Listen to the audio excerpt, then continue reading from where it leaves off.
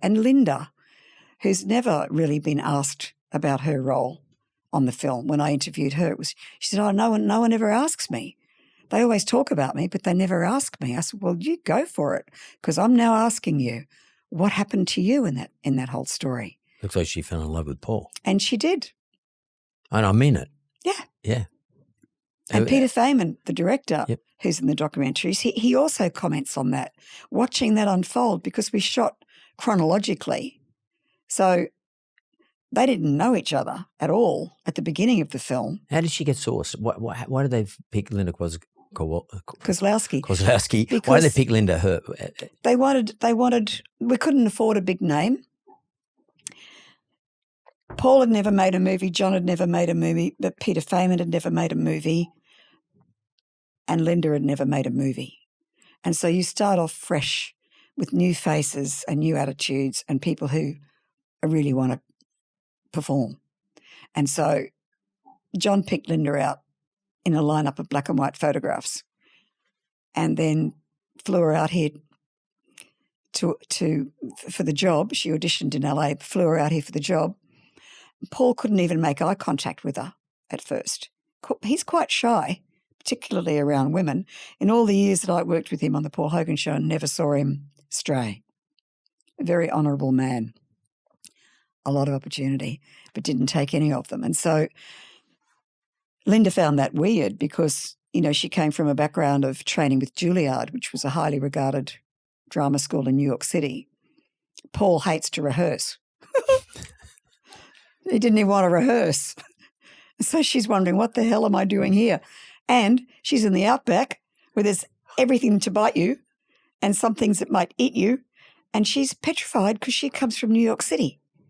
She had this fear of bugs. She would go and sleep on the floor of Peter Feynman's cabin with Peter and his wife in the bed, her on the floor, because she was too scared to stay in her own cabin. Wow. Initially. So Peter Feynman spent a lot of time talking her around, as did I when I was on set on Croc. I was still doing Sail until halfway through it, and then I quit that to join John. But the times that I got to be in Kakadu with Linda, I was there to comfort and keep her company and reassure her that this will be all right.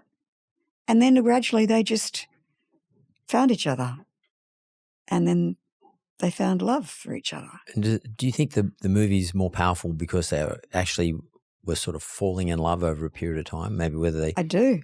Yeah, it was actual love story. It's a true love story, and they stayed together for 20 years.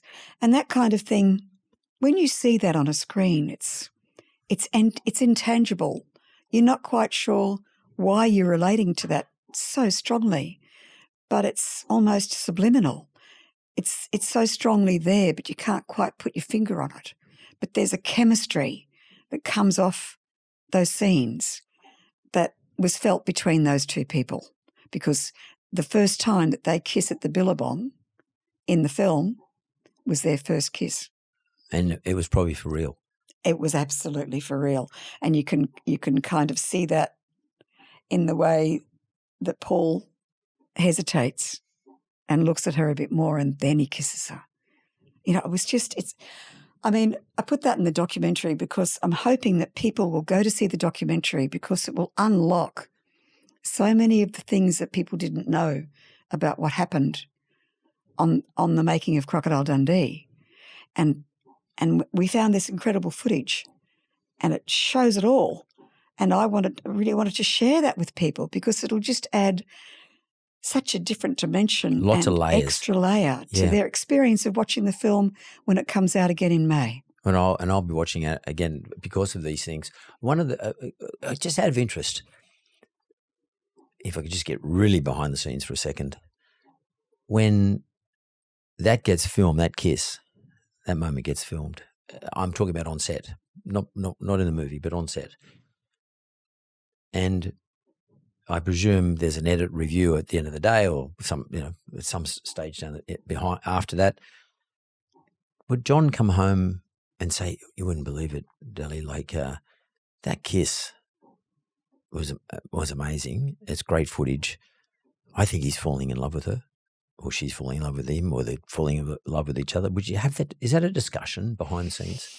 Is that an observation and therefore a discussion? Well, they were attracted to each other before the kiss, so we could see that was happening. You could see the chemistry working. Oh, absolutely. You could see it? Definitely. Yeah. And how does it work, though? Would you go to say to Corny, like, can you see it? Have you noticed what's going on here? Like, how does the discussion Linda go? came to me because she didn't want to sleep on the floor anymore. She was I don't know where she was sleeping at the time, but she wasn't sleeping with Paul, so I guess she was on the floor. On the floor with Peter Feynman and his wife. She was really shocked. I mean, she felt this. You can see the chemistry in the behind-the-scenes footage in the documentary. You can see this chemistry building. Wow. Oh yeah, there's a glance.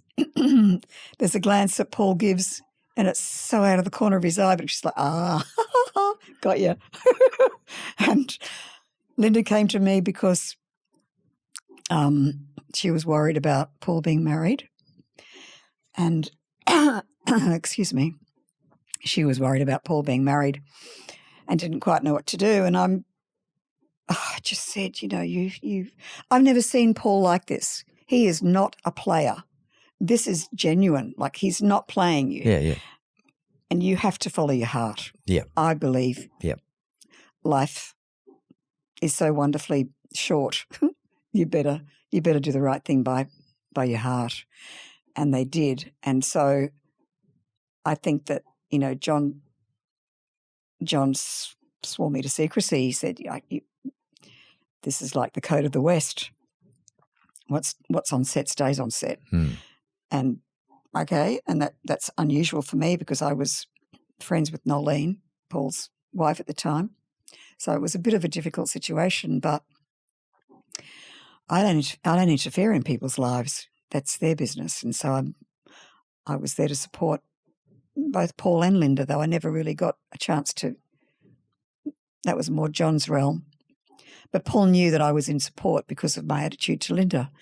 And it was funny because when I showed Paul the documentary after I'd finished it, and in it I say that I was there as Linda's confidant, he went, "Were you?" He didn't know. Yeah, mate. But you were just listening. You weren't egging her on. You were just listening. No, God, no. I was not in my position to make anyone's choices. Yeah. You're just listening. But the only advice I had was, well, I think you have to follow your heart, and he's not going to play you.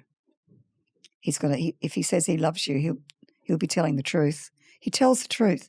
Paul is such a man of integrity. Yeah. I've never heard him swear, except for when he saw the doco, and then he said, "It's fucking brilliant."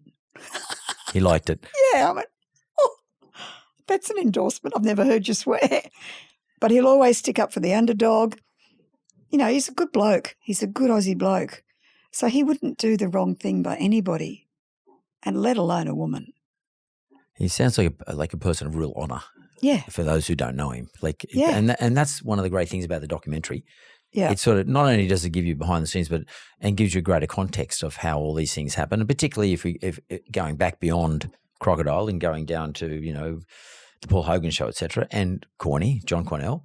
But it gives everyone context, but also gives me, for example, from what you're just saying now, a better understanding of what was actually going on, and it sounded like it was a little bit unavoidable for Paul and her to fall in love with each other in those scenes. Like she's attractive, he's an attractive guy. There was some chemistry going on.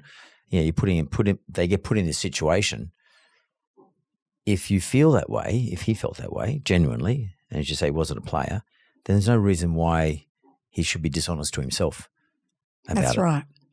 He would never and have her been, the same. Yeah. He never kid himself. No. He'd never kid himself. He's a and practical John dude. wouldn't let him anyway. Yeah. Both of them are always good at keeping people in check. Each other. And me. Yep. There was no ego. Don't get ahead of yourself. Absolutely do not get ahead of yourself, and don't think your boots are too big.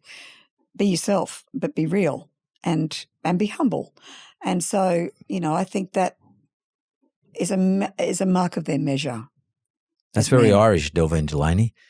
Yeah, Don't get ahead of yourself. It very much is.